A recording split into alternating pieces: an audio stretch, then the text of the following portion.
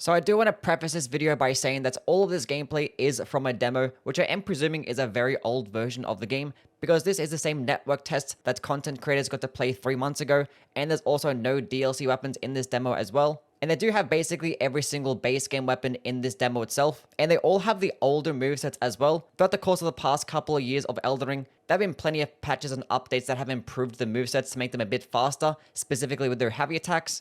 And all of these movesets are a day 1 Elden Ring patch. So hopefully when the actual full game gets released, it is up to date with the newer movesets, and they do have some DLC weapons too. But there are some special unique movesets as well in this game, and there are a handful of specific legendary weapons that do get like an added special effect that in most cases ends up being like a unique light attack or a heavy attack. So we'll cover both of those for today. Also to mention, there is no crouching attacks in this game. There's in fact no way to crouch at all because they just removed stealth completely, as it is a faster paced game. And instead the button that you use to crouch is now the surge sprint, which is like a super sprint. You can like sprint even faster, but it consumes more stamina. And no, there is no unique running attack behind this either. As it stands right now, there are 3 separate weapon types that do get their own unique moveset. That is the Daggers, the Greatswords, and the Halberds. And it's only when you are using a specific class. With the Duchess, the Daggers get the unique moveset. If you have the Guardian, it gives a unique moveset to the Halberds, and the WYLDER, it gives a unique moveset to the Greatswords. Unfortunately, with the Recluse, it only starts off with a staff, so that character doesn't actually get a unique moveset at all. Now, when the full game gets released, there will be 8 total characters, so I'm assuming the other 4 will end up giving unique movesets to the other types of weapons. Now, unfortunately, there's like roughly 30 weapon types in Elden Ring,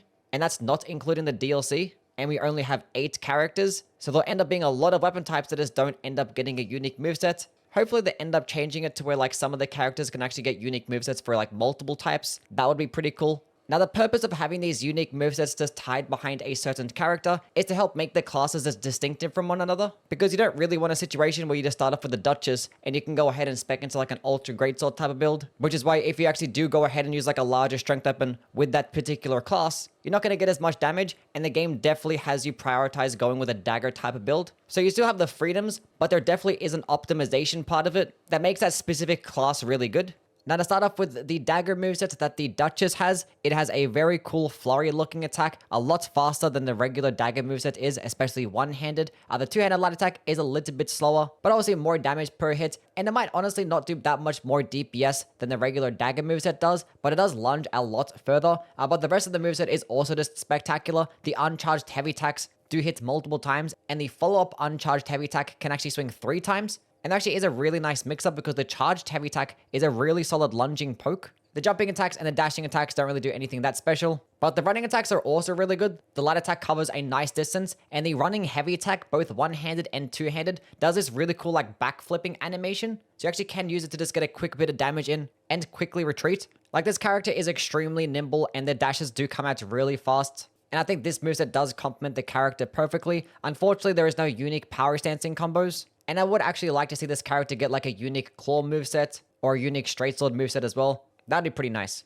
The halberd moveset that the Guardian does get is nothing but just a bunch of poking attacks. It's kind of like the regular halberd moveset. Does look a little bit different in terms of animation. Actually might be a little bit faster, especially after you do finish the final light attack. And in terms of the heavy attack, it is like most halberds with a horizontal swing, but once again, slightly different animation. Fully charged is going to be like a double spin to win. The jumping attacks are basically identical to a regular halberd moveset. The running attacks are also very similar, but once again, this pro come out a bit faster, especially the one-handed running attacks. They're actually pretty decent. Even does get a unique backstepping attack too that does look pretty cool. And also you can shield poke with the halberd too, but that's basically the extent of how different the halberd moveset tends to be. It would be pretty cool if this guy could have unique movesets with the great spear and the heavy thrusting sword. That would be nice as well. The Greatsword moveset that is off the WYLDER is basically just a regular Greatsword moveset, but once again, just a bit faster. Does feel a lot more cooler with its animations.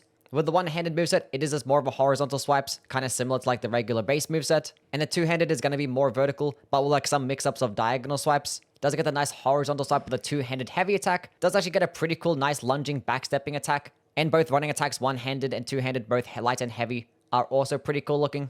But probably best of all yet, it actually does get a rolling poking attack, which is really cool. Unfortunately, no crouching attacks in this game, so can't benefit off the crouching poke. But having a rolling poke with basically every single greatsword, if you do play with the WYLDER, is actually really cool. And that one-handed rolling attack actually does come out especially fast. And also, just like the other classes, it does get a unique guard countering animation as well as a unique critical attack. And if there were going to be some weapon types that I would like to see get a unique moveset alongside with this, it'll definitely be things like the curved greatsword, maybe a straight sword or maybe a colossal sword as well would be pretty cool.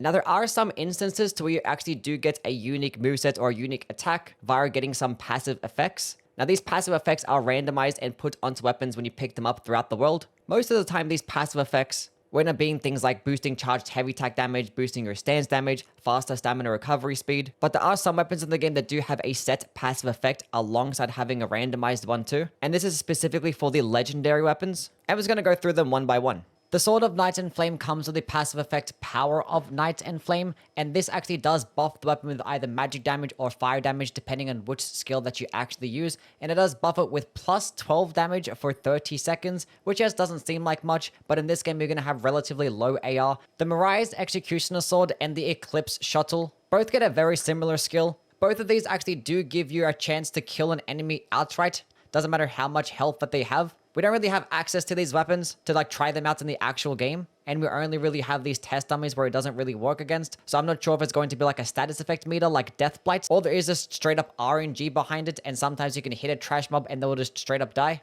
The Blasphemous Blade and the Devour Receptor both get a very similar passive effect in that they just give you health regen for every single kill, which is pretty much just going to work exactly like the Blasphemous Blade does in the regular base game. The Golden Order Greatsword gets a skill called Power of the Golden Order, which you're charged heavy attacks to this Law of Regression type of AoE that does dispel and heal or status effects and remove debuffs, which is going to be more of a PvP thing, but obviously in this game there's no PvP involved because there hasn't really been many instances to where you really get proc with status effects, but there's going to be lots of times to where you actually proc status effects on enemies or debuff enemies, so this charged heavy attack can honestly be kind of more of a downside. The Dark Moon Greatsword gets the effect Power of Dark Moon, which it actually does two separate things. One, every single light attack does debuff the enemies to make them take more magic damage, which is very comparable to the Rani's Dark Moon spell. And every single attack, light attack or heavy, does actually do the Carrion Retaliation effect, which it basically performs as a spell parry, and it turns it into your own attack. And no, it cannot parry regular attacks, it is just primarily spells. The Sacred Relic Sword gets Power of the Red Mane Lord, which your charged heavy attacks do summon this cool Ring of Light holy effect. Not sure how much extra stance damage it does do, but it ends up doing a decent chunk of damage in a nice AoE. Grafted Blade Greatsword gets Power of Vengeance, which enhances all attributes upon defeating an enemy, which is very similar to its skill. And every single time that you kill an enemy, it will continuously stack on. Now in terms of how high it can go, I am not too sure.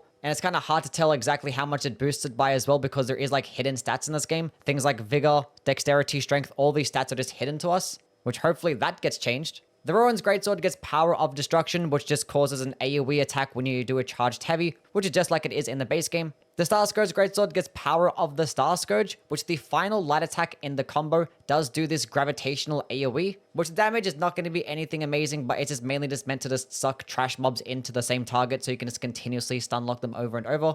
Now, as for the Malachus Blackblade, it gets Power of Destined Death, which means that every single attack that your weapon gets can just do this Destined Death damage over time effect, which does this flat decrease in enemy's health bar and do some damage over time. Now, whether or not those exact values are the same in the base game, I'm not too sure.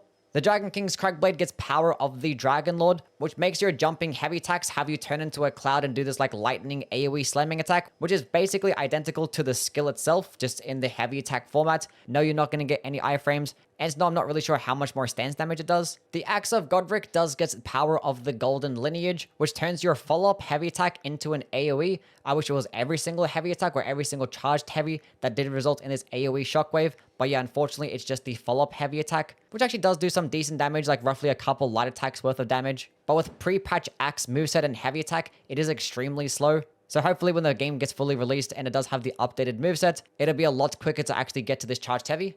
The Maracas Hammer gets Power of the Queen, which actually does do an AoE shockwave with its charged heavy attack. Now, unfortunately, it's just one-handed, which I hope is just a bug and not like Radagon uses it one-handed, so we have to use it one-handed. But honestly, this AoE is basically identical to Litany of Proper Death. It has the same animation, same shitty hit detection, and honestly, same shitty damage. It gets way less damage than a regular light attack. And I don't really know why. Hopefully that gets fixed to where it can actually do respectable damage and work both one-handed and two-handed. The Bastard Stars comes with the effect Power of the Lightless Void, which actually is a really cool effect. Every single light attack has a chance of attaching this little nebula effect to the enemy and does do this little magic explosion. And there is roughly a 20% chance of this actually attaching to an enemy. The Morgoth's Curse Sword gets power of the Omen King, which your critical attacks produce this Blood Flame AoE attack, which doesn't really go that far.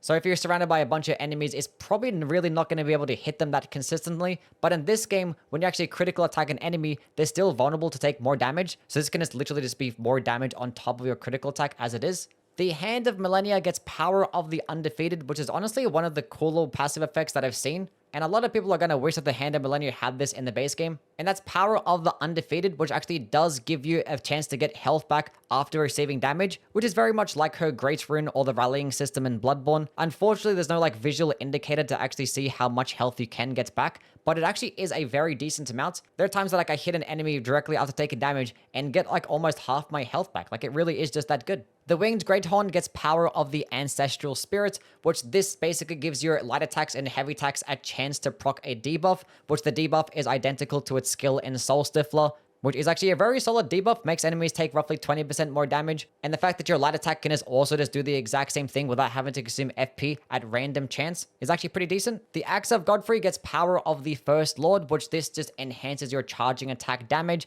In terms by how much, I am not too sure, but it seems to actually be a decent amount of damage. The Bolter Grandsax gets power of the Great Ancient Dragon, which after using its skill only fully charged, it does actually buff the weapon with 60 more lightning damage for 20 seconds, which is a pretty decent buff because as I mentioned earlier, you don't really get that high of AR in this game. The Mogwin Sacred Spear gets power of the Blood Lord, which this gives you more damage when you proc bleed on a nearby enemy, which is identical to things like the Lord of Blood Exaltation and the White's Mask. You just get it inherently by having the weapon equipped. The Giant's Red Braid gets power of the Giant, which when you use the skill, it activates Fire's Deadly Sin spell. It just like puts it onto your character, which this is a body buff that makes you take damage and enemies nearby take damage. Now the thing is, in this game, you don't really get many healing flasks, and Fire's Deadly Sin does awful damage. Like, I don't know why it just wasn't just free damage and you just didn't take any in return. But yeah, this thing is basically just like a nerf to yourself if you just use this skill. The Grafted Dragon gets power of the Golden Lineage, which when you get a critical attack with the Grafted Dragon,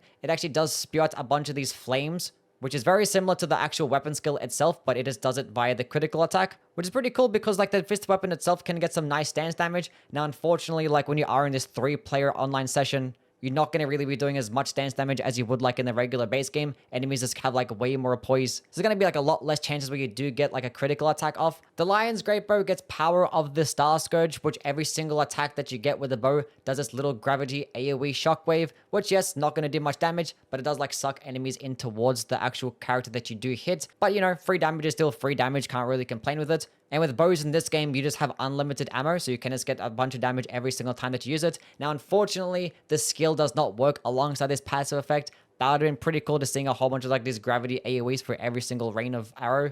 But yeah, unfortunately, it doesn't work that way. And lastly, we have the Carrying Regal Scepter, which gets power of the Full Moon, which basically works similar to the Darkwind Greatsword, and that every single time that you attack, it does this Carrying Retaliation effect, to where you can parry spells and turn them back into Glintblade projectiles. And no, you cannot parry regular attacks, it is just spells. And unfortunately for the Carrying Regal Scepter, it comes with Renala's Full Moon, which is a very long animation, so it's not really something that you can just like use to just parry.